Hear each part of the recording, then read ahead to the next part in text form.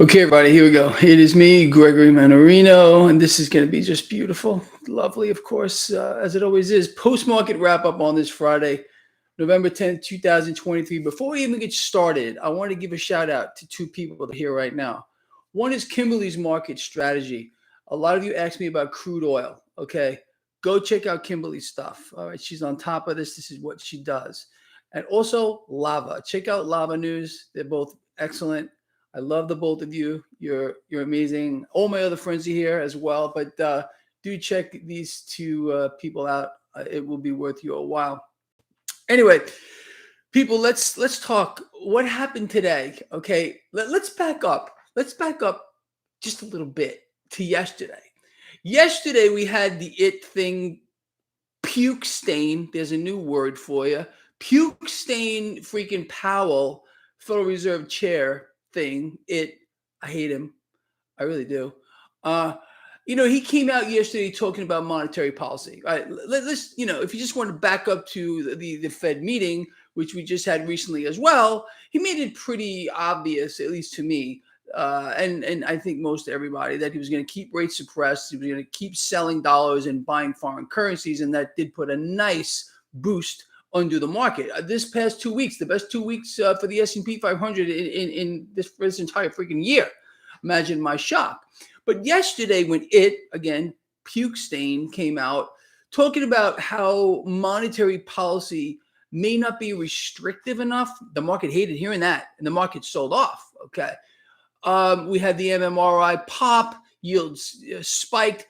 But remember what I said in the post-market yesterday? I said, give the market time. The market's going to realize it's just nonsense.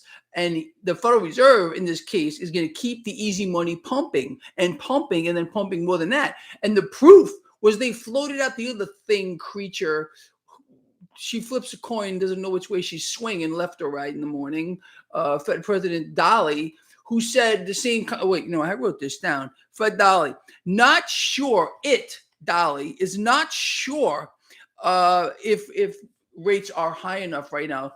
It is not sure. It doesn't know anything, okay, other than the script that is floated out to tell you about. I think all of us are pretty much on the same page here. Market shrugged that off because the market now realizes, as I said, this is just all nonsense. Whatever comes out of their mouths, look, you and I, we've been together for a long time. Some of you for a really, really long freaking time. I would have to say that I've been out here for over 10 years. I've been wrong 4 times. 4 in over 10 years as to what the Fed would do. Maybe I'm going to be wrong 5, but I doubt it. I believe the Fed's going to stand pat here, and we're going to start to see rate cuts. They got the consumer by the throat already. The consumer's done. We are, in fact, in a full-on, absolutely across the face, backhanded liquidity crisis. Thank you, Christopher. I appreciate that. It's not going to stop. But what they must do, as you and I already know, they're going to create reasons to pull cash into the now. It's interesting too. So we're facing another government shutdown. It's getting attention on the mainstream here. I want to hear from you on this. Maybe you can help me out. I know every single one of you are smarter than me. So I'm reaching out to you to explain this and talk to me as if I'm a small child or a cocker spaniel. Okay. Explain to Greg Mannarino how it is that hundreds of billions of dollars they could just fling everywhere for war, more war, death, pain, suffering, but they can't fund the government. They're going to kick the can down the road again. Someone explain this to me because I just don't get it. I don't get it. D. Anderson, no electricity, no crypto. How about there be nothing? No lights, no electric ovens, no swiping of your credit card. So stop with this nonsense. These people make me laugh. Thanks for the laugh here. Anyway, but please, someone explain to me how they could just fund everything except the government. Why do we pay taxes here? Well, do you really feel like you have representation right now? Honestly, because I don't. I don't think we have any representation at all. Anyway, yes, Perry, you see, you're a good man. Perry Hudgens over there knows what he's talking about. Yeah, no hot dogs. That's even worse. I like hot dogs. Yeah, I admit it. All right. Anyway, so going back to this freak show, the central banks are going to do what you and I have said they're going to do, and they have been doing for quite a long time. They're going to get here and buy all the debt. They really have become the lender and buyer of last resort. They're not done. They're going to pump this market from here to kingdom come. I really believe we're going to see an end-year market rally on the back of this. The market now realizes it took a day to realize that what came out of the puke's mouth, yellow stain thing, vomitous mass that he is, it was just nonsense. All right. The Fed already has what they've set out to do, crush the consumer, and they're not done there at all. You've already seen what's going on here with credit card debt. It's gone parabolic. Jeffrey, thank you, bro. I appreciate it a lot. So they got the consumer by the throat and by the gonads. Can I say that? Gonads. That's a good word, right? Gonads. Because I've been saying, and they don't like that. Right, Lord Humongous? I know you get it. Anyway, so they got the consumer right there, and they've really effectively cut off credit to small businesses. Again, they're shuttering at their fastest pace ever, more so than the financial crisis, more so than the scamdemic. Pete, thank you, bro. I appreciate that. Wow. Anyway, no, man, I'm not number one. I'm just a guy who is saying gonads these days instead of balls. Anyway, why is that such a bad word? I mean, come on, man. It's, whatever. People they can't handle it. But that's just whatever it might be. Anyway, so as we understand, all right, I was just writing a few things down here. So we have this economy that is shutting down, is being shut down piece by piece. And this is, a phenomenon around the world. Here in the United States here, though, we have become completely war dependent. Can't fund the government, but we can fund any war to any amount that you want. That's all good. The setup here. Iran is in the crosshairs. Iran is in the crosshairs. Henceforth, why the resolution that they passed recently are loving, caring representatives. They didn't ask for our opinion on this, but again, it doesn't matter because we have no representation at all. But you know that anyway. So that resolution is assured that Iran will be hit. I don't know exactly when this is going to happen. I think they're going to obviously sell it to us. There's going to be a false flag, as usual. Then they're going to show you yellow cake. And then they're going to show you the nuclear bombs. And they're going to float out some other creature to tell you, well, let's not wait for the smoking gun in the form of a mushroom cloud. Does this sound familiar? This is exactly how they showed you the Iraq war. Okay. Yellow cake, mushroom clouds, nuclear explosions, for weapons of mass destruction that did not exist. But where's the accountability? How about nowhere? Oh, it'll be the same thing as well. But that's what they're going to do. They always use the same playbook. If you look back on history at everything they do, they find something that works and they don't deviate. They use the same book. It's in front of them. Okay. Enough time has passed that they could use it because most of those people don't know what was happening anyway at the time. I was following all of it, like probably a lot of you that are as old as I am, but you know the game. So they're going to use the same playbook. So just be ready for it. It just scares me that in order to sell this again, they're going to have to kill a lot of people. Thousands. What they killed last time? Over 3,000? Yeah, maybe a bigger number this time, unfortunately. Now that, of course, our economy is war dependent. It is war dependent. This will prop up GDP. This will allow spending or cash pulled into the now. As you already know, no other endeavor on Earth, off Earth, or anywhere else generates more cash for the war machine in terms of borrowed dollars. And guess where we get them from? Than war. Okay. So this has all been a setup from the get-go. Arm the United States to the teeth. Okay. Now that we have that, let's move forward and do what we have to do. It's a game. It's a long game that they play. Most of us say they understand or they believe that we live in the moment. You see, you and I don't live in the moment. Animals live in the moment. Small children live in the moment. Maybe, like I said, Cocker Spaniels live in the moment, but not you and I, okay? We're able to put these things together. What has happened, we focus on what's happening on now, but then we look further.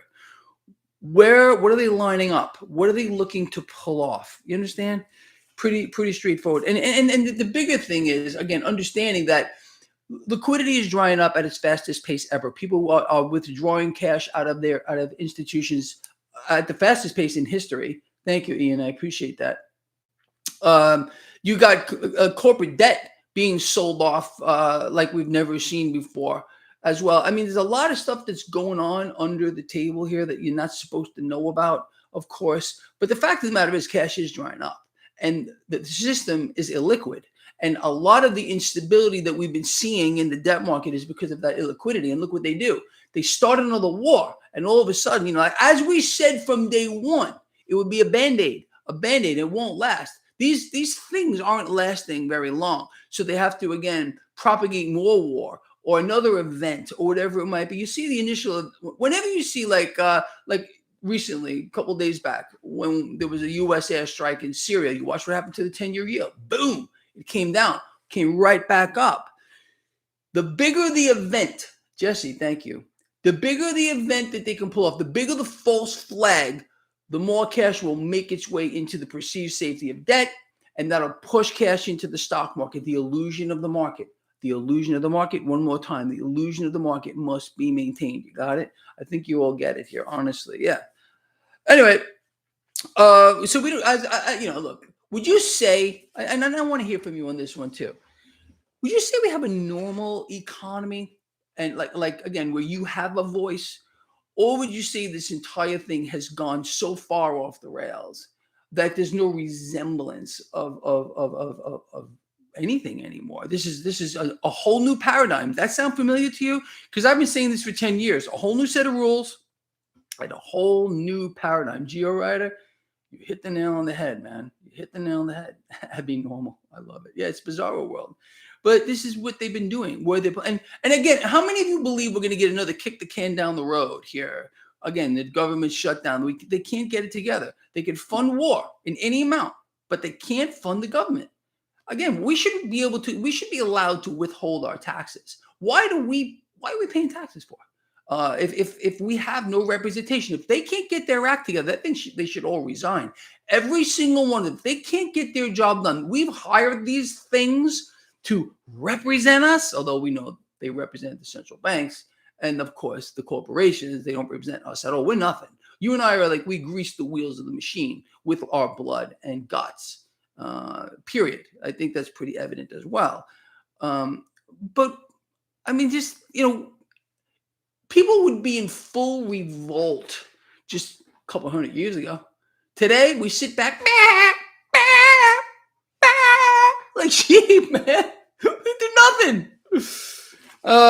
People, what else can I tell you? Anyway, so I wanted you to understand what's going on here with this market today. It's waking up. The market's waking up to the fact that what Powell said, it think puke yesterday. What it said was just nonsense, laughing it off. Okay, the Fed is already done, in my opinion. Is it possible in the remote that we may get a hike? I think they're looking more to cut here moving forward. Again, the consumer's already done. They're done. And these incremental raising of the federal funds rate, has it stopped inflation that was supposed to be temporary and transitory? How about no, it hasn't. Oh, my goodness. And I wonder who, you know, you and me, we nailed that one to the wall. Since day one, we knew it was all nonsense and fake and everything freaking else. Let's see here. What else? I was just writing so many things down here today, people. Anyway, going back to the market. So a nice day. Nice rally across the board. Everyone's happy. Crude oil got bid higher. Again, check out Kimberly's market strategy for all you crude oil traders out here. Obviously, Lava, please check her workout too. Awesome stuff. We got gold and silver today, unfortunately, getting hit. Silver got hit pretty good. Crypto's catching a bid. Okay, whatever. No surprise, I don't think that. It's very, very volatile. You know that. All this stuff is volatile. Gold, silver is volatile, especially in this environment here. Again, the environment is risk on. As I outlined on Sunday, before we saw crude take a bath, before we saw gold take a bath, and silver get it, before any of that, I said this would likely happen because the environment is risk on. They're driving as much cash as they can now into the stock market. The illusion of the market, illusion of the market, illusion of the market. So the cash got to come from somewhere. All this does is create greater price action distortions. You understand? Period. I think you get it. All of you understand what's going on with all this. Anyway, with that, let's do some questions before we end this. All right. I want to thank you again for your support. I want to thank you for those thumbs up. Let's hit 800 people. Come on. We can hit 800. I love that number. It's like the infinity sign, like you turn an 8 on its side. You got the infinity sign. I just love it. It's just beautiful. Lord Humongous is bullish on Yellen's Depends. Lovely, bro. Lovely. She's a freak also of the highest possible nature, whatever it may be. It's a thing as well. And she's sent out here to lie to us as usual. Let's see. All right, so let's see. What else you guys want to talk about here? Cyber attacks. Yeah. How'd you like that one? How'd you like this whole thing here where deposit delays? Oh, this was a glitch in the system. It was just a glitch in the system. No, it was a cyber attack. They can't allow you to know that because it might rattle the confidence. The system works for one reason, people, and I've told you this a million times. Confidence. They con you into believing this thing is going to work. If a cyber attack would have hit deposits, oh no, maybe I should pull my cash out of these institutions, like I've been telling you for the longest freaking time.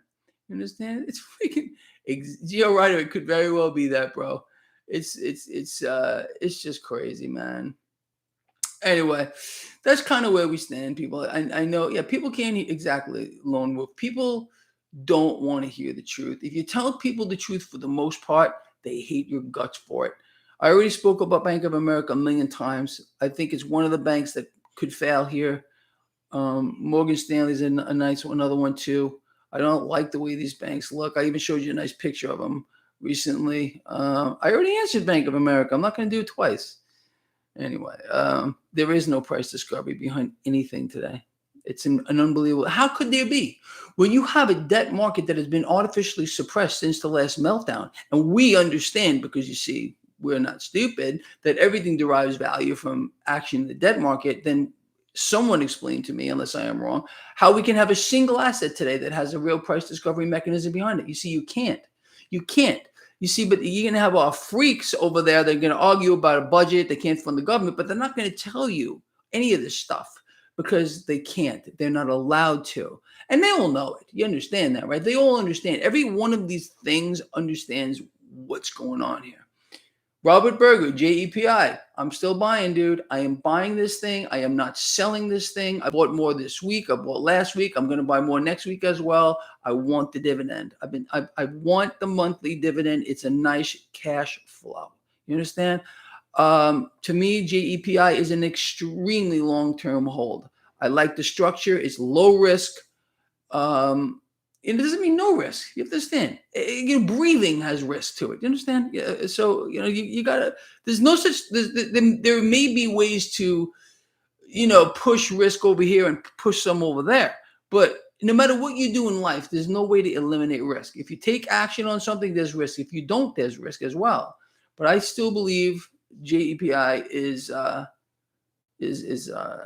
definitely a place to be. Again, I'm not telling anyone to buy anything. Okay, no, I don't want any of you to buy a damn thing. I'm telling you what I'm doing. All right, what you all know, what I am an open book as an open book can get. I'm telling everyone what I do. And what I do may not be right for all of you. As for example, I invest in artwork. As you can see, all these pictures behind me. I got some musical instruments here as well. I got other ones laying around here. I got a couple of classic cars. I invest in things. Put money to work in things. You understand? Lord Humongous, USO, yes. Okay, there's a way that you could get involved as well with this whole thing. Abdullah, which car you want? I only got two. I got my 68 Hemi Cuda, and I got my 2007 Copo Camaro, which I'm actually picking up from the shop right after this video. Yeah. I'm excited. It's been Hiram Biff. Hiram Biff is like a mythical character. That it's a Freemason thing. I think most of you know that. It's kind of like the maybe some ways the patriarch of Freemasonry. I've been out of it for a while now. As most of you know, so I'm not really up on this stuff anymore. Kind of like medicine. Most of you know I practice medicine for almost 20 years. People will come out and ask me the most insane questions that I should know the answer to.